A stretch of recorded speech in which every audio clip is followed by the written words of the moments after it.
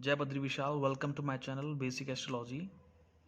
देखिए, अगर एस्ट्रोलॉजी सीखनी है तो आपको जो मैं पढ़ा रहा हूँ उसको रिलेट करते हुए चलना पड़ेगा। मतलब बी प्रैक्टिकल आपको चलना पड़ेगा अपनी कुंडली में या आसपास अपने रिलेटिव्स की कुंडली में। वो आपको देखना पड़ेगा एग्जैक्टली ऐसा हो रहा है या नहीं हो रहा है, तब वो बात आपके माइंड में बैठेगी। समझ रहे हो?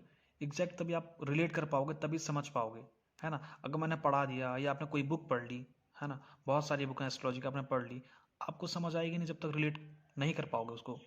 ठीक है ना। अब देखिए, सपोज मैं आज पढ़ा रहा हूँ आपको पंचमेश का द्वादश भावगत फल। अब देखिए, पंचम भाव पहले देखना क्या होता है। ये होता है पंचम भाव। ठीक है। अब पंचम भाव किसका होता है? ये होता है हमारा विद्या बुद्धि का भाव होता है। पंचम भाव होता है हमारा संतान का भाव, ये होता है संतान सुख का भाव, ये होता है ना। इंटेलिजेंस जो होती है ना, सिक्स सेंस बोलते हैं, सब ये पंचम भाव में होता है। ठीक। अब देखिए, पंचम भाव पंचमेश में अगर यहाँ पे कौन है? पंचमेश। यहाँ का स्वामी कौन हो गया? सिंह राशि का स्वामी कौन होता है? सूर्य। सूर्य अगर हमारे लगन में बैठा है तो क्या फल देगा? पंचमेश अगर लगन में बैठा है तो क्या फल देगा? ठीक है। वो क्या होता है? वो हमेशा प्रसिद्ध रहता है। ठीक है।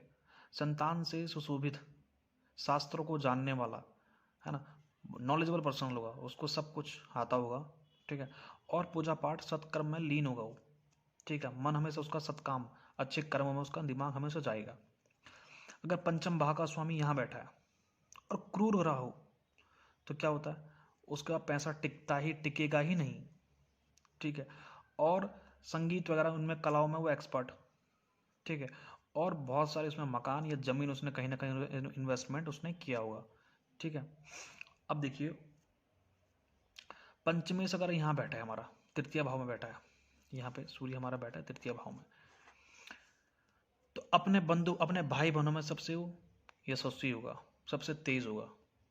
ठीक है। और अपने पुत्र भाई बहनों का सबका वो पालन करने वाला, सबको वो संभालने वाला वो होगा। ठीक है। पंचमेश अगर यहाँ बैठा है, चतुर्थ भाव में बैठा है पंचमेश, तो क्या होगा? वो पिता के कार्य को करने वाला होगा। ठीक है। और अगर क्रूर ग्रह है, क्रूर क्या होता है? सूर्य है, मंगल है, सब क्रूर है, तो उसकी और पिता की कभी नहीं बनेगी, हमेशा लड़ता झगड़ता रहेगा। ठीक। पंचमेश अगर यहीं बैठा है, पंचम अगर सूर्य हमारा यहीं बैठा है सपोज, ठीक है, तो क्या होगा? बुद्धिमान, इंटेलिजेंट एक नंबर का। ठीक है। और योग्य पुत्रों से युक्त, जो बेटे भी होंगे वो योग्य होंगे। एक होगा लेकिन इतना जबरदस्त होगा, वो उससे युक्त रहेगा। पंचमेश अगर यहाँ बैठा है हमारा, ठीक है, और क्रूर है वो, उस पर हमेशा शत्रु रहे, बनेंगे ही बनेंगे, ना चाहते हुए भी उससे कोई लड़ाई झगड़ा, कोई वैर, और हमेशा रोगी रहेगा वो, पैसा खर्च और निर्धन हमेशा रहेगा वो। ठीक है। पंचमेश अगर यहाँ बैठा है, सूर्य हमारे पंचमेश से सूर्य यहाँ बैठा है, तो क्या होगा? उसके सभी बेटे सुंदर, उसकी जो स्त्री होगी प्रियवादिनी। ठीक है। मतलब मधुर वाणी बोलने वाली। ठीक है। और क्या होता है? जो उसके बेटे होते हैं वो देव भक्त, पूजा पाठ करने वाले, सब बनेंगे उसके बाद, वो भी अच्छा है। पंचमेश अगर यहाँ बैठा है, पंचम भाव का स्वामी अष्टम में बैठा है, ठीक है, वो पत्नी से रहित जल्दी हो जाता है। मतलब उसकी जो पत्नी होती है उसकी कम उम्र में उसकी डेथ हो जाती है, कुछ ना कुछ रोग कारक पत्नी को बन जाता है। ठीक है। और उसके भाई एवं पुत्र के लिए भी वो ठीक नहीं होता है। ठीक है। वो भी सही नहीं है। अब देखो, संतान भाव का मालिक अगर हमारा यहाँ बैठा है, नवम भाव, नवम भाव किसका होता है? नवम भाई होता है हमारा भाग्य स्थान होता है। अगर भाग्य स्थान में अगर हमारा बैठा है तो क्या फल देगा? तो वो संगीत का ज्ञाता, कवि। ठीक है। पैसा हमेशा उस पर रहेगा, नाटक वगैरह नृत्य वादन करने वाला वो रहेगा। ठीक है। पंचमेश अगर यहाँ बैठा है, पंचम भाव का स्वामी यहाँ बैठा है, माता को सुख पहुंचाने वाला। ठीक है। और हमेशा सत्कर्म में लीन, सत्कार्य में लीन। ठीक है। राजकीय कार्य करने वाला, कोई ना कोई बड़ा कार्य करने वाला। ठीक है। गवर्नमेंट जॉब भी हो सकती है, बढ़िया अच्छी जल्दी लग जाए। ठीक है। अब देखो, एकादश भाव में अगर पंचमेश बैठा है हमारा, एकादश भाव में यहाँ बैठा है, एकादश भाव में सूर्य यहाँ बैठा है, तो वो क्या करेगा? बहादुर। ठीक है।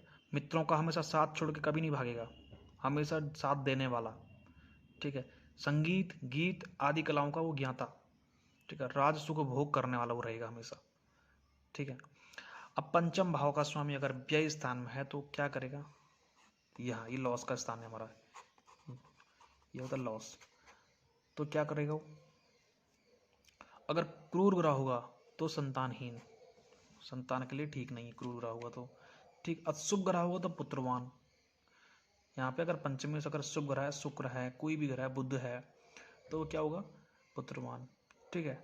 और हमेशा संतान से दुखी रहेगा, अगर पाप ग्रह होगा तो संतान से परेशान, संतान को बोलेगा इधर आ, संतान उधर जाएगा, सुख मिलेगा ही नहीं उसको, ठीक। तो आज का हमारा टॉपिक यही था। कल हम बात करेंगे षष्ठेश, सप्तमेश, अष्टमेश, ये सभी की बात करने के बाद हम लगन की बात करेंगे, फिर राशियों की बात करेंगे। धीरे धीरे बेसिक से हम स्टार्ट करेंगे, ठीक है ना, और इसको रिलेट करते हुए चलना है, मैंने आपको समझाया, तभी एस्ट्रोलॉजी आपको समझ आएगी, तभी माइंड में बैठेगी, ठीक है। आज के लिए इतना ही, धन्यवाद।